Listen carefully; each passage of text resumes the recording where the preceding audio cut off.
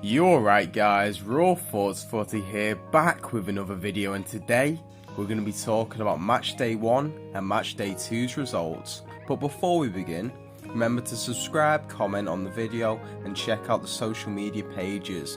In the top left we have the YouTube channel, on the bottom left we have the blog, and on the right we have the Instagram page where we post daily football content. We also have our very own website at rawthoughtsfooty.card.co and a fantasy football league for a prize of £100, linked down below. So guys, on the left we have Match Day 1's results, and on the right we have Match Day 2's results. In future, Match Day results will be different videos, but unfortunately I was ill last week and I couldn't upload Match Week 1's video.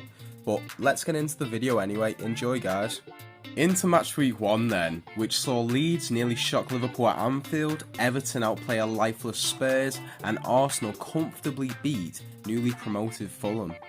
It was a cracking game for Liverpool and Leeds, with 7 goals shared between the sides. The final result being 4-3 to Liverpool. A 16-year absence for Leeds saw them coming back to the Premier League with a bang. Although they lost the game, everyone could see the threat that they could carry this season. The match was very end-to-end, with Leeds having more possession at Anfield, which is unheard of. Bielsa's possession play proving effective against the best side in England. Liverpool had 22 shots compared to Leeds' 6, but when watching the game, it felt like every time the Whites won possession, they would come close to scoring. Liverpool were in a winning position 4 times during the game, and Leeds came back 3 times. They were unlucky to lose in all honesty, and if the last ball had been better on occasions, they would have stunned the champions on the opening day. We do have to praise Liverpool. Going forward they were sensational, with Mohamed Salah netting a hat-trick, becoming the first player in Reds history to score in 4 consecutive opening days. The Egyptian scored 2 penalties and a superb volley into the top right, but defensively we looked really poor, with a mistake from Van Dijk costing us a goal. There were some incredible goals on the day, like Mo's volley, but Leeds showed some world-class play, from Phillips' inch-perfect pass to Harrison's audacious touch and drilled shot into the bottom left. And then we can't forget about Klitsch's perfect first touch and volley into Alisson's right, which was my favourite goal of the day. Now on to Spurs vs Everton, where the Blues won 1-0. A fantastic free kick crossed into the box from Digne and powerfully headed in by Dominic Calvert-Lewin. One big Duncan would have been proud of, but there was controversy around the goal, with the free kick being taken a couple metres towards the goal than it should have been. A superb debut from James Rodriguez, who made the game look easy, with his link-up play, quick feet in tight situations, and the way he dictated the play in general. Allen was also exceptional on the day, covering the back line. His small frame meant that he could nick the ball from the opposition. He's what Everton have been needing. He protected the back line very well.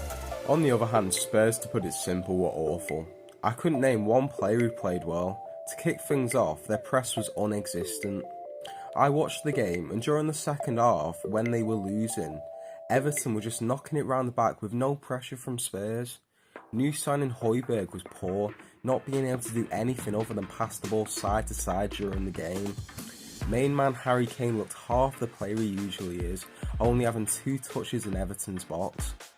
He's still getting his match sharpness back from a recent injury, but as a whole Spurs were very poor on the day. Now on to the game that kicked the season off. Fulham vs Arsenal, where the Gunners won comfortably against Scott Parker's newly promoted side.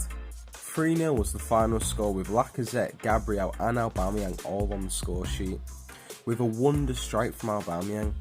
An impressive debut for Brazilian winger Willian, who got 2 assists and hit the post from a free kick. What a signing he could turn out to be, surely one of the greatest Brazilians to play in the Premier League.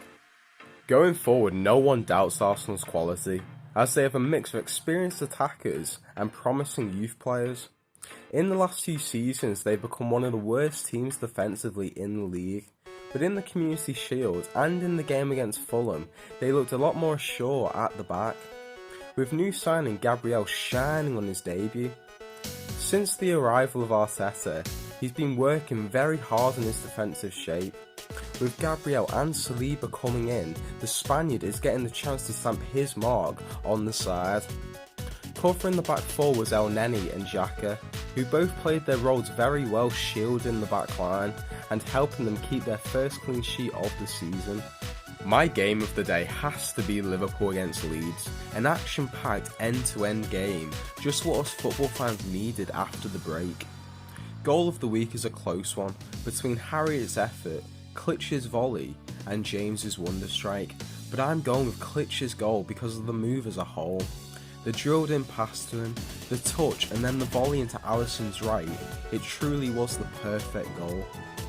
Moving on now to matchday 2, which saw Calvert-Lewin get his first Premier League hat-trick. Crystal Palace shock a poor Manchester United. Another Kepa mistake. Son scored 4 goals, and Man City looking sharper than your mum's kitchen knife. Kicking off the weekend saw West Brom travel up to Merseyside to play Everton.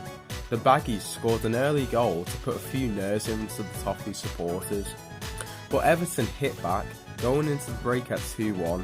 The game concluded 5-2 to the home side, with Calvert-Lewin netting 3 in a dominant Everton performance. Colombian superstar James Rodriguez scored his first goal for the club, and what a peach of a strike it was. Not a bad way to open your account for the club. Kieran Gibbs did get sent off just before half time, and that did favour Everton, but even when it was 11 versus 11, the Blues were still the dominant side and would have gone on to win the game regardless of the sending off, in my opinion. This new Ever side is looking hot, and fair play if you had Dominic Calvert-Lewin in your fantasy team. After Man United's insane form to the back end of last season, most people were expecting the Red Devils to be challenging this season, but they couldn't have got off to a worse start. Palace ended up beating them 3-1 at Old Trafford. Man U dominated possession with 76%, but couldn't do anything with it. I watched this game and I didn't see one good performance from Man U. Pogba, Bruno, Martial, the list goes on, all quality players who once again didn't perform. On paper, they're top 4, no excuses, but if they perform like they did against Palace, they'll be nowhere near the European places. We have to give credit to Palace and their man Wilfried Zaha. Once again the Ivorian wins his side the game. The Eagles have won back-to-back away Premier League games against Man U for the first time in their history, which made the win even sweeter. Here's what Roy Hodgson had to say after his side won. I don't think it's a surprise that we scored 3 because the opportunities were there for us. Palace were exceptional on the counter and showed the whole league that they can be a threat this season.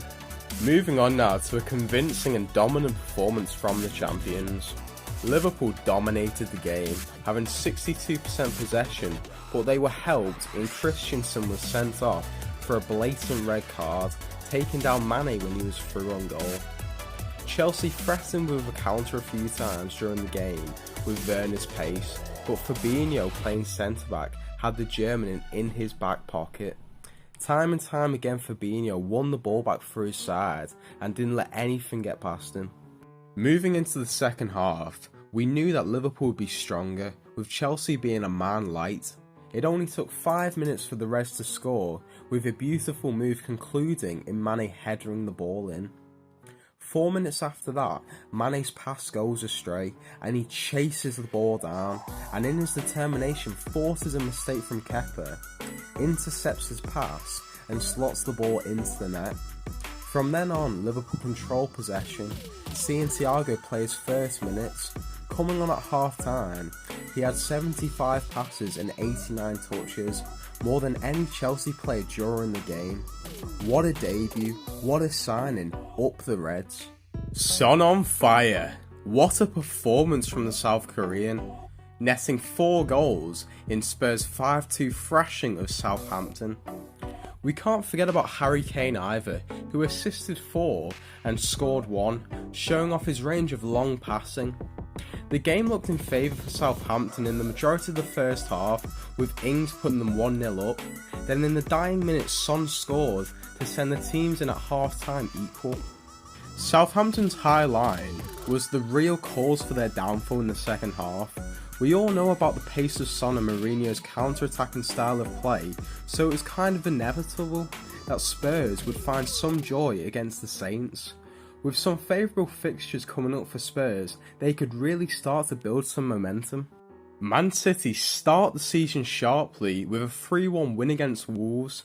The game was a tale of two halves. In the first half it was a vintage Man City performance, with the citizens controlling the play and scoring free, with De Bruyne picking up where he left off last season in stunning form.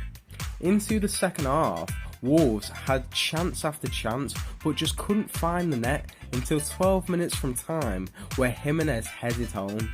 Jesus would then go on to score in stoppage time to seal the result. I think that both teams can take positives from the result, but can also work on things. Man City controlled the first half, but in the second they were outplayed, and on another day they could have lost the 3 points. For Wolves, they are known for growing into games, but they need to start stronger in future because their poor start cost them the game. My game of the day is a tough one, but I'm going to give it to Southampton versus Spurs. To bounce back like Tottenham did showed a lot, and you really can't look past Sonny's performance. Goal of the week goes to Dennis Pratt with his shot from outside the box against Burnley. And now we've reached the end of the video. With the season being back, the channel will have more structure with weekly fixture recap uploads and more content. Remember to subscribe and share to never miss a video. Check out the social media pages, the blog, website and Fantasy Football League where it's looking to be a close season. Anyway guys, I hope you enjoyed the video, and as always, it's been Raw Thoughts Footy here. Have a good one.